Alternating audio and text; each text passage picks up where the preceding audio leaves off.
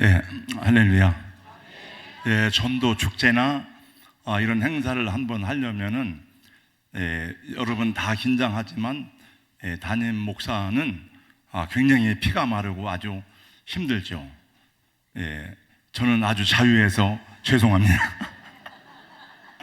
정말 자유해요. 그래서 참, 뭐 이걸 행복하다고 하면 안 되지만은 기도는 하지만 감사하고. 오늘 아침 일부 예배 드릴 때는 갑자기 찬양을 하려고 하는데 이런 생각이 들었습니다. 내가 예수님을 믿게 된 것이 너무나 감사하다. 갑자기 이런 생각이 들었고, 또 우리 교회에서, 내 교회에서 예배 드림이 감사하다. 저는 여러 교회를 다녔지만은 우리 교회에서 예배를 드릴 때는 더 설레고 진지해지고 감사해요. 여러분, 내 교회에서 예배 드림을 큰 축복으로 하시기 바랍니다. 저는 전도사 때에 한 몇 개월 동안 사역지가 없어가지고 여기저기 막 좋은 교회를 찾아다녔는데 몇 주면 끝나, 한 2, 3주면 끝나고 정말 교회 없는 것이 이렇게 서럽고 힘들구나 하는 것을 그때 경험했습니다. 감사드려요. 우리 이 권사님은 교회 한번 나오시려면은 기차 타고 지하철 타고 버스 타고 오시는데, 그러니까 얼마나 예배 한 번이 소중하겠어요. 이게 뭐 무슨 공로는 아니지만은 하나님의 기억하시고 또 본인에게도 하나님의 은혜가 더 깊어질 줄로 믿습니다. 우리가 예수님을 믿고 구원받는 것은 그거는 하나님의 은혜예요. 우리의 공로나 우리의 자격 조건이 하나도 없어요. 다 하나님의 은혜지만은, 그러나 구원받고 하나님의 사람으로 살아간다는 것은 쉬운 일이 아니에요. 그거는 좀 힘들어요. 여러분, 신앙생활이 좀 어렵잖아요. CC 선교회를 창립한 빌 브라이트 박사는 신앙생활은 어려운 것이 아니라 인간의 노력으로는 불가능하다고 말했습니다. 하나님의 은혜가 없이는 우리가 하나님의 사람으로 살아갈 수 없다는 얘기입니다. 왜냐하면 인간의 삶의 본능적인 초점은 언제나 자기 자신에게 있기 때문에 그렇습니다. 내가 중심이 돼야 돼요. 내 자존심이 세워져야 되고, 내가 인정을 받아야 되고, 내 뜻이 세워져야 됩니다. 그러나 그도 안에서 가져야 되는 참된 신앙은 이 초점을 나로부터 주님으로 바꾸는 거죠. 우리가 주여 주여 할 때 그 주님은 큐리오스, 구약에서는 아도나이라고 그러고 헬라어로는 큐리오스라고 하는데, 이것은 나의 주인입니다, 그런 뜻입니다. 아마 지난번 부흥에도 주제가 하나님 중심이라는 그런 주제로 여러분들이 은혜를 받은 것으로 알고 있습니다. 그러니까 주여 주여 하면서도 내 중심으로 산다면 하나님의 뜻대로 사는 그 돈이 아니에요. 물론 구원은 취소되지 않습니다. 구원은 어떤 경우도 내가 주님을 부인하지 않는 한 하나님 말씀대로 못 살아도 구원은 변함이 없지만은 하나님의 기뻐하는 제자가 될 수 없죠. 자기중심적인 삶은 잠시 만족하고 우월감을 느끼고 폼내며 살 수는 있지만은 진정한 감사와 구원의 삶을 이루어갈 수가 없습니다. 로마서 14장 7절 8절은 이렇게 말씀하고 있으니 한번 다 같이 한번 읽어보겠습니다. 시작. 우리 중에 누구를 자기를 위하여 사는 자가 없고 자기를 위하여 죽는 자도 없도다. 우리가 살아도 주를 위하여 살고 죽어도 주를 위하여 죽나니 그러므로 사나 죽으나 주의 것이로다. 그러니까 이러한 고백만이 아니라 정말 내 삶에서 이루어지기까지는 많은 연단과 훈련과 하나님의 교육이 필요하죠. 제가 수십 년 목회하면서 말씀 전하고 성경 가르치면서 성경에서 가장 익숙한 말씀 중에 한 부분이 창세기입니다. 또 평생 동안 하나님 말씀 전하면서 가장 가깝고 많이 경험하고 또 친해졌던 사람 가운데 한 사람이 야곱입니다. 성경 전체를 통해서 야곱의 이야기처럼 길고 중요한 이야기도 그렇게 많지 않습니다. 4월달 창세기 묵상하면서 믿음의 족장들의 이야기를 나누고 있는데, 오늘도 야곱의 이야기입니다. 그 예배 끝난 다음에 재직회가 있기 때문에 제가 되도록 빨리 할 테니까 부지런히 따라오시면 감사하겠어요. 그동안 여러분이 묵상하였던 야곱의 이야기를 간단하게 정리합니다. 아버지를 속이고 장자권의 축복을 받은 야곱이 형 에서의 분노를 피해서 멀고 먼 하란 땅 외삼촌의 집에 오게 되었습니다. 외삼촌의 집에서 외삼촌의 두 딸 라헬과 레아를 아내로 맞이하게 되었어요. 라헬을 위해서 7년, 레아를 위해서 7년, 14년 동안 봉사하고 두 아내를 맞이했습니다. 그러나 사실 야곱에게 있어서 레아는 별로 마음에 없었습니다. 야곱이 사랑하고 야곱이 좋아하는 여자는 라헬이었죠. 그러나 하나님이 누구에게 먼저 은혜를 베풀어 주셨느냐? 하나님이 레아에게 먼저 은혜를 베풀어 주셨어요. 레아의 태를 열어사 그로 하여금 야곱의 기업을 잇는 자녀들을 낳게 하였습니다. 야곱은 그렇게 라헬을 좋아하고 레아보다 라헬을 더 많이 사랑하고 라헬과 함께하는 시간, 라헬과 함께 밤을 보내는 사랑의 사연이 많았지만은 그러나 그에게는 자식이 없었습니다. 그 사이에 레아는 4명의 아들을 낳았어요. 그리고 4번째 아들을 낳고는 여호와를 찬송하리로다. 그리고 이름을 유다로 지었으니 이 유다가 바로 예수님의 직계 조상이 되는 그런 이제 사람이죠. 그러니 아무리 야곱이 라헬을 사랑하고 라헬을 좋아한다 하여도 라헬은 괴롭고 고통스럽고 힘들고 우울했습니다. 여러분, 고대에는 자식이 없으면 여자는 아무것도 아니에요. 옛날에는 자식을 낳아야 돼, 아들을 낳아야 돼. 고대에는 얼굴이 이쁘고 아름다웠지만 얼굴 이쁜 게 아무 소용이 없는 거예요. 마음으로만이 아니고 안과 밖으로 참을 수가 없어요. 견딜 수가 없는 거예요. 이제나 저제나 참고 기다렸지만은 그러나 세월이 갈수록 확률이 떨어지는 거예요. 남편의 사랑을 받아도 행복하지 않았고 좋은 음식을 보아도 맛이 없는 거예요. 독한 시기와 질투심이 막 속에서 끌어오르기 시작했습니다. 그 남편을 들들 볶다가 어느 날 결정적인 말을 하게 되었어요. 1절 말씀에 보니까 내게 자식을 낳게 하라, 아니면 내가 죽겠다. 영어 성경에 보니까 Give me children or I'll die. 2가지 중에 한 가지다. 자식을 주든지 아니면 죽음을 달라. 그러니까 한이 맺힌 거예요. 일찍이 솔로몬은 이 시기 투기가 얼마나 무서운지에 대해서 이렇게 이야기했습니다. 아가서 8장 6절. 사랑은 죽음같이 강하고 질투는 수월같이 잔인하며. 수월은 지옥을 상징하는 단어예요. 불길같이 일어나나니 그 기세가 여호와의 불과 같으니라. 그러니까 어떤 것도 질투를 이길 수가 없다는 거예요. 잠언서 27장 14절 말씀에 보니까 부는 잔인하고 노는 창수 같거니와 투기 앞에야 누가 서리요. 투기가 그렇게 무섭고 다스리기 어렵다는 것입니다. 우리말에도 옛말 가운데 여자가 한을 품으면 온유에도 서리가 내린다는 말이 있잖아요. 그런 야곱이 두 여자를 데리고 살지만 행복하겠어요? 한 여자 데리고 사는 것도 어려운데 두 여자 데리고 살면서 두 여자를 행복하게 하려니 얼마나 힘들고 어려운지 모릅니다. 사실 야곱은 라헬을 좋아했지만, 라헬을 사랑했지만은 라헬 때문에 인생이 힘들고 괴로웠습니다. 라헬 때문에 기쁘기도 하였지만은 얼마나 고생을 많이 했는지 몰라.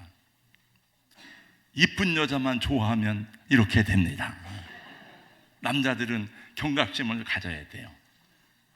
제 아내처럼 적당하게 살이 찌고, 적당하게 착하고, 적당히 이뻐야 편안하고 좋은 것입니다. 제가 필리핀 갔더니 뭐 잘 경험도 많이 안 했는데 그 김대원 목사는 사모님이 막 그러고 다니는 거예요. 사모님 천사예요, 천사. 나를 보고 천사라고 할 것이지 천사라는 거예요. 모르겠어요. 그 라헬이 야곱에게 대들면서 말했습니다. 나에게도 아들을 낳게 하라. 아니면 죽음을 달라. 그랬더니 야곱이 뭐라고 말합니까? 야곱이 노를 발했습니다. 화를 냈습니다. 2절 말씀을 다 같이 읽어보겠습니다. 2절 말씀 다 같이요. 시작. 야곱이 라헬에게 성을 내어 이르되 그대를 임신하기에 모자하시는 하나님이시니 내가 하나님을 대신하겠느냐? 분노하고 화를 내는 것은 잘못되었지만은 그 말은 맞는 말이 아닙니까? 여러분, 살고 죽는 것도 하나님의 주권에 속한 일이지만 아기를 낳고 못 낳는 것도 성경에 보니까 전부 다 하나님의 주권에 속한 일입니다. 하나님의 은혜를 베풀어 주셔야 사는 것이고 하나님이 허락하셔야 자식도 낳는 것입니다. 여러분 아멘 하셔야죠. 하나님의 은혜를 베풀어 주셔야 자식도 낳는 것입니다. 목사님, 예수 안 믿는 사람은 아들, 딸 잘 낳고 그렇게 많이도 낳으면 살대요. 여러분, 예수 안 믿는 사람들도 다 하나님의 은혜 가운데 사는 거예요. 배웠잖아요. 여러분, 예수 믿는 사람만 이 공기를 호흡하고 자연을 누리고 가정생활하고 여행하는 게 아니잖아요. 예수 안 믿는 사람도 다 하늘의 햇빛을 받고 바람과 공기를 쏘이고 하나님의 은혜 가운데 사는 것을 예수님이 말씀해 주셨어요. 그래서 그것을 일반 은총, 커먼 그레이스예요. 일반 은총, 일반 계시예요. 모두가 다 하나님의 은혜 가운데 사는 거예요. 그들에게 구원은 없지만, 그러니까 하나님의 은혜 가운데 사는데 하나님께 감사할 줄 모르니까 그 배은망덕한 사람들이죠. 자녀를 낳고 못 낳고도 우리 마음대로 할 수가 없어요. 그러니까 자녀를 품에 안고 키우는 엄마 아빠들은 자녀를 볼 때마다 감사하고 하나님께 감사하고 아기에게 감사하고 부모님께 감사하시기 바랍니다. 목사님들 가운데서도 자녀가 없는 분들이 적지 않더라고요. 강남 아산병원 원목으로 평생 사역을 냈던 김상훈 목사님, 윤정희 사모님 이야기를 얼마 전에 신문에서 보았습니다. 아기를 임신하면 유산을 나고 임신하면 유산을 나고 4번이나 유산을 했어요. 얼마나 힘들었겠어요. 하나님께 얼마나 기도했겠습니까? 하나님께 기도하는데 어느 날 응답받기를, 왜 내 뱃속에서 나온 아이만 원하느냐? 그래서 부모 없는 아이들 9명, 2000년부터 9명을 데려다가 입양을 내서 키웠어요. 그게 자식들이 됐어요. 한번 사진 한번 보여주세요. 네, 보세요. 다 입양해서 키운 자녀들이에요. 자신을 불쌍히 여기사 하나님께 도와주시기를 간구하며 겸손히 은혜를 구해야 될 라헬이 언니를 투기해서 야곱을 향해 차라리 죽겠다고 아득바득 대드는 것은 하나님 보시기에 아름다운 일이 아니에요. 여기 내용을 보면은 그냥 자식이 없는 것이 안타까운 게 아니고 언니를 보니까 왜 언니는 이렇게 많이 낳는데 나는 없냐 이거예요. 그 라헬은 견딜 수가 없는 거예요. 그 속에서 일어나는 투기와 시기를 잠재울 길이 없어요. 조지 에프타이는 시기와 질투에 대한 글을 썼는데 인간의 7가지 욕망 가운데 유일하게 재미없고 자기를 죽이는 것인데 그것이 바로 시기라고 말했습니다. 시기는 미묘하다 못해 비열하고 음흉하기까지 하다는 것입니다. 심지어 게으름도 그 게으름을 피우는 맛이 있는데 시기는 그런 것도 없다는 거예요. 이 시기야말로 서로를 끊임없이 비교하고 경쟁하는 데서부터 시작됩니다. 우리 사회가 그렇잖아요. 수단과 방법을 가리지 않고 이겨야 되잖아요. 여러분, 정치인들만 끊임없이 시기하고 투기하면서 싸우는 것이 아니라 우리와 우리 자녀들도 경쟁하며 비교의 대상으로 전락되었습니다. 가정에서 부모님에 의해서 비교당합니다. 학교에 가서 선생님들에 의해서 비교당합니다. 사회에 나가서도 비교당합니다. 그 뒤처지면 나호자가 된 것 같고 그것을 참지 못해서 극단적인 선택을 하는 사람도 많고 지금 우리 사회의 가장 큰 문제 가운데 하나는 여러분 마약이 엄청나게 퍼지고 있다는 거예요. 마약 청정 국가가 아니에요. 이제 마약을 구하는 게 너무 쉬워. 잘 보면 보세요 한번 여러분. 비교하기 시작하면 그 순간부터 감사와 행복이 사라지게 되어져 있습니다. 독한 시기심으로 경쟁하기 시작하면 다른 사람을 이겨야 되고 또 다른 사람을 깔아뭉개야 되고 자기 자존심이 살아나야 됩니다. 그래서 승리하는 사람이 얼마나 될까요? 그래서 행복한 사람이 얼마나 되겠습니까? 내가 이 사람을 이기고 올라가면 끝나는 게 아니에요. 또 다른 경쟁자가 있고 나를 또 끌어내리려고 하는 사람들이 있습니다. 그러니까 이 삶의, 세상 삶에 안식이 없고 참된 평화가 없는 거죠.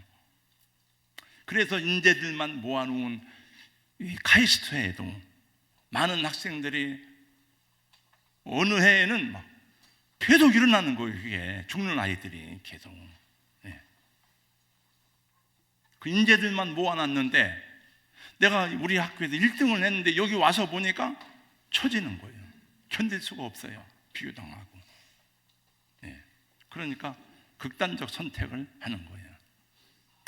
우리나라 반도체의 주력 기업인 삼성전자와 SK 하이닉스 직원들은 얼마나 좋을까?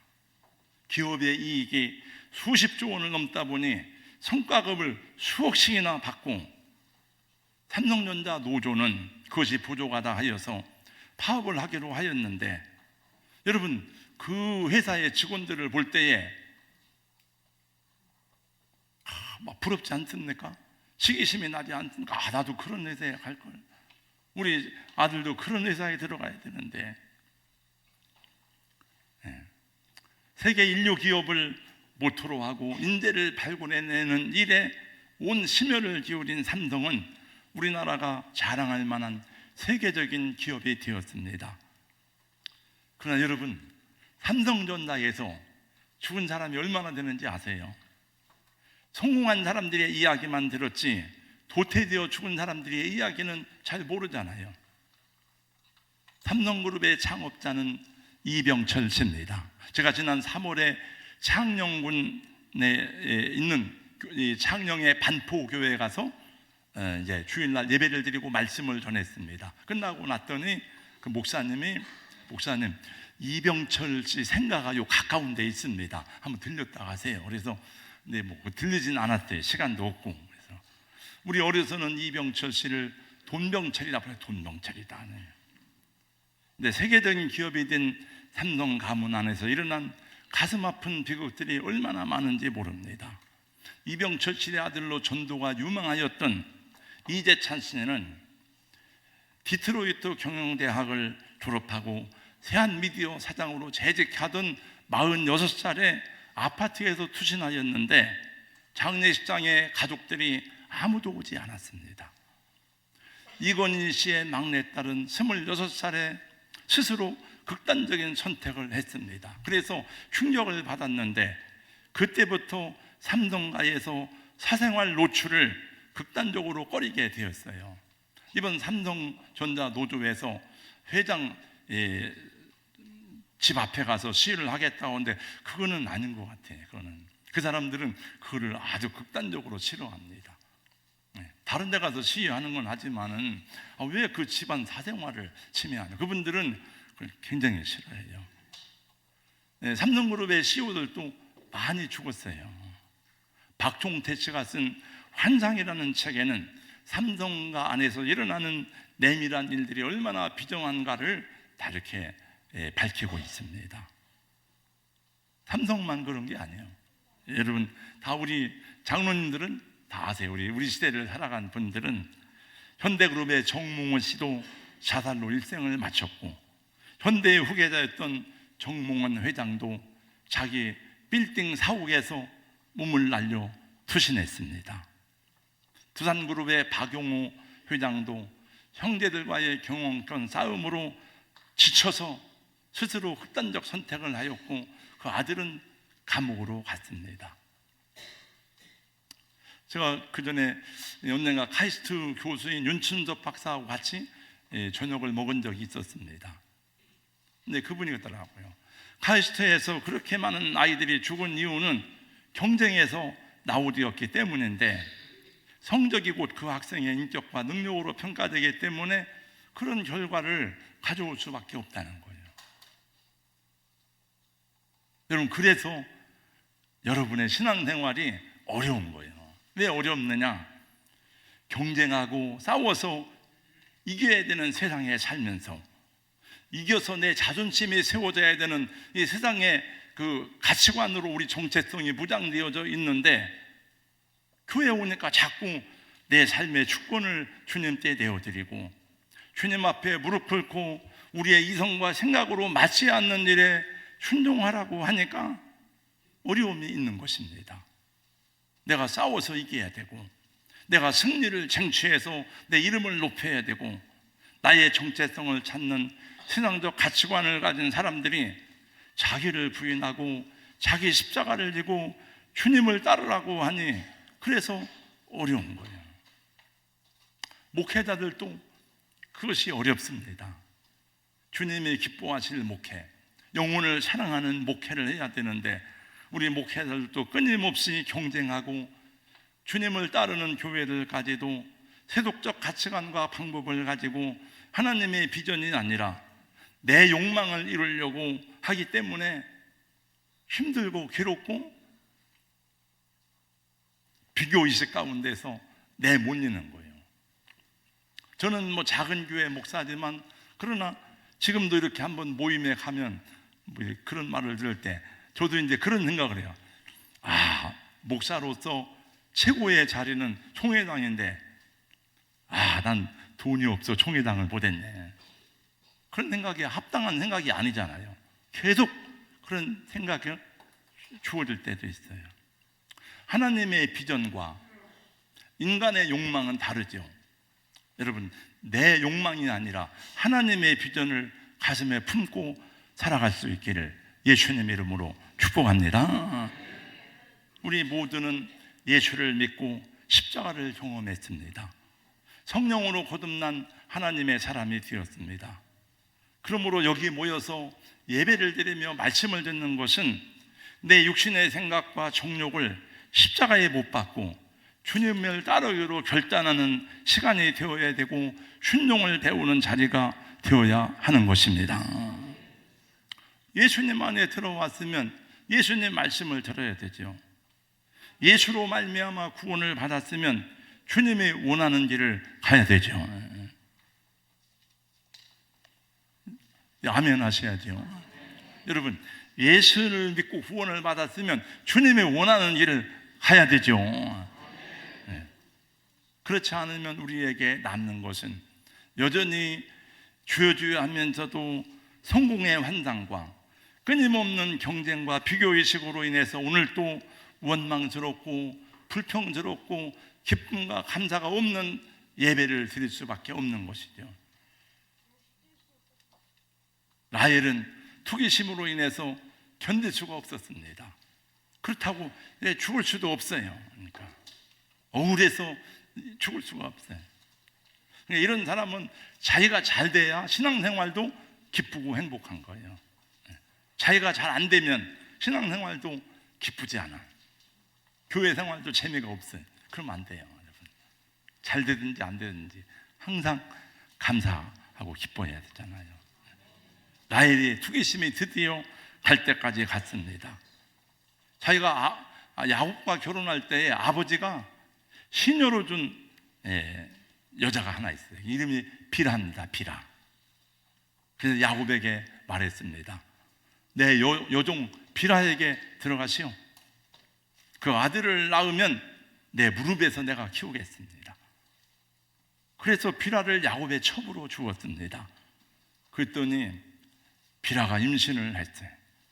그래서 그 아들을 낳고 이름을 단이라고 지었더니 하나님이 내 억울함을 풀어주셨다. 이렇게 하면 안 되는 거예요, 여러분. 자기 생각을 하나님 이름을 갖다 붙인다고 하나님 뜻이 아니에요. 이건 자기들 생각을 갖다가 막 붙이는 거예요. 하나님이 내 억울함을 풀어주셨다. 빌하가 또 아들을 낳았습니다. 그 이름을 지었는데 납달리입니다. 내가 크게 경쟁하여 이겼다. 누구를 이겼다는 거예요? 내 언니를 이겼다는 거예요. 지금 라헬이 두 아들을 낳고 지가 난 건 아니지만은 기고 나는 듯이 자랑하고 다녔습니다. 봐, 언니, 아무리 그래봐야 미스터 야곱은 내 남편이지 언니 남편이 아니야. 남편이 언니 좋아할 줄 알아? 안 좋아해. 그러니까 또 누가 넘어졌어요? 이번엔 레아가 넘어졌습니다. 레아는 넘어질지 않을 줄 알았지만은 레아도 마찬가지였어요. 레아가 성숙하였더라면은 그래, 이 동생이 얼마나 마음이 아팠을까, 얼마나 힘들었을까. 잘된 일이다. 그래, 잘됐다. 그래야 되는데 나도 내 시녀가 있다. 나라고 못할 줄 알아. 그리고 자기의 시녀인 실바를 또 야곱의 첩으로 주었습니다. 거기서 또 두 아들이 태어났어요.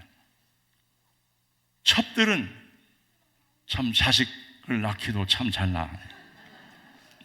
여러분, 사라는 그렇게 원하고 소원해도 자식이 없잖아요. 하나님이 왜 안 줍니까? 근데 아브라함의 첩들은 줄줄이 자식을 만났어요. 그게 다 지금 중동에 이렇게 시끄럽고 힘든 원인의 요건이에요. 오늘 이 사람들이 이름 짓는 것을 보세요. 단, 억울함을 풀었다. 납달리, 경쟁에서 이겼다. 누구에게 이겼다는 거예요? 사탄에게 이겼다는 것입니까? 원수에게 이겼다는 것입니까? 언니를 이겼다는 거예요. 내가. 무엇이 억울하다는 것입니까? 이것은 하나님의 은혜가 아니에요. 그래도 두 여자 간에 끊임없이 경쟁이 계속되는 것을 보는데, 오늘 이 말씀은 여기서 끝나지만 성경은 계속됩니다. 그래서 그 4명의 여자들 가운데 나온 12명의 아들이 끊임없이 시기하고 질투하고 죽이고 싶고, 정말 죽이고 싶었어. 성경에 보니까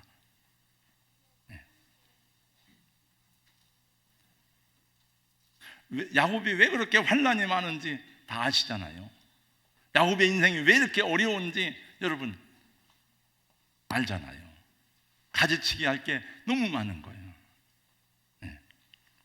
그래서 야곱의 가정이 마치 지옥에서 온 쓴뿌리 같은 모습들이 가정 안에 있어서 그 형제들끼리 미워하고 시기하고 막 그러다가 결국은 요셉을 죽이게 되는 거예요.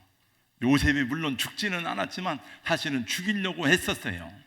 그리고 아버지는 죽은 아들을 가슴에 품고 한스러운 세월을 또 보냈어요. 그러니까 야곱이 자식들한테 상처받고 속썩는 것을 생각하면 말로 다 표현할 수가 없어요.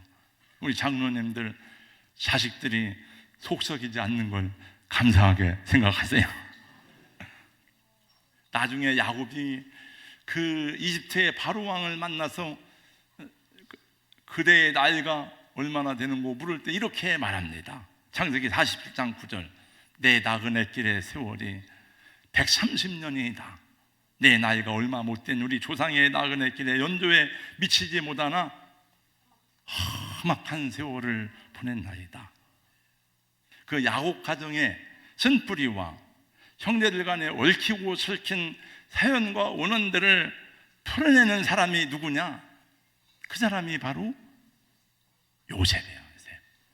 그 요셉을 생각할 때마다 눈물이 나. 우리는 눈물이 나고, 그 나쁜 형제들 그렇게 서로 상처를 주고 아프게 하고 쓰리게 하고 자기에게 그 많은 상처를 주었던 그 형제들을 다 품어주고 회복시켜주고 또 그들을 하나가 되게 한 모습을 여러분들은 알고 있습니다. 그러니까 요셉은 십자가의 사랑과 은혜가 무엇인지를 계시받고 그렇게 살아간 사람이 바로 요셉입니다. 그 요셉을 낳은 엄마가 누구요? 요셉의 엄마가 누구요? 나엘이요. 나중에. 그러니까 나엘은 그렇게 안 했어도 하나님이 요셉이란 아들을 때가 되면 주실 것인데 그런 거예요. 여러분, 예수님의 조상이 되는 유다를 낳은 엄마가 누구요? 레아예요. 그러니까 그렇게 복된 아들을 낳았는데, 복된 자식들을 낳았으니 얼마나 감사해요. 그런데 그 하나님의 뜻을 기다리지 못하고 자기들끼리 경쟁하고 투기하고 싸우다가 얼마나 힘들고 어렵습니까? 그러니까 나중에 열왕기상 이런 데 보더라도 여러분, 이스라엘 12지파가 끊임없이 싸우고 죽이고 막 그러잖아요. 사울 지파의 사람들과 다윗 지파의 사람들이 다 싸우고. 오늘날 이 세상이 왜 이렇게 고통스럽고 혼란이 계속됩니까? 끊임없는 혼란과 전쟁과 싸움이 계속되는 이유 가운데 하나는 타락한 인간의 욕망과 탐욕이 이 구조적으로 제약된 세상을 낳기 때문에 그런 거예요. 저는 이제 은퇴하고 난 다음에 시간이 있어서 필리핀 갈 때마다 책을 사가지고 가는데, 제가 이야기의 세계사라는 책을 읽는데 거기 보니까 그 책에 보면 인류 역사는 음모와 배반과 모략과 살인과 전쟁과 끊임이 없더라고요. 다 이게 권력 속으로 들어가 보니까 끊임이 없어요. 우리 사랑하는 성도 여러분, 교회에 와서 배워야 될 것이 무엇입니까? 주님이 주신 십자가의 사랑과 은혜로 사는 법을 배워야 되고, 똑같지는 않지만은 저의 가정에도, 여러분의 가정에도 극복하고 해결해야 될 문제들이 끊임없이 우리 일생 가운데 다가오는데, 그때마다 이런 야곱의 방법이 아니라, 레알과 라헬과 레아의 방법이 아니라 요셉처럼, 이미 우리는 은혜를 받은 사람이니까 십자가의 사랑과 은혜로 문제를 보고 그 문제를 위해서 기도할 때 하나님이 도우시고, 하나님께서 우리 가정들을, 우리 후세대들을 복되게 하실 줄로 믿습니다. 그가 채찍의 마음으로 맞음으로 우리가 나음을 입었습니다. 그가 십자가에 피 흘려 죽으심으로 죄와 사망의 저주에서 구원을 이루신 것이 아닙니까? 그 은혜의 겸손으로 살아야 되고, 그 은혜의 기쁨으로 찬송해야 합니다. 잘 이기는 자는 상 주시리니 너 낙심치 말고 늘 기도하라. 이긴다는 것은 상대방을 즉각 그게 아니고, 이런 사탄과 싸워서 이겨야 되는 거예요. 마귀의 기력을. 여러분, 비교하지 마세요. 형과 동생을 비교하지 말고, 성도와 성도를 비교하지 말고, 목사님을 비교하지 마세요. 아무개 목사님 비교하는 게 아니에요. 돈이 많고 적음을 비교하지 마세요.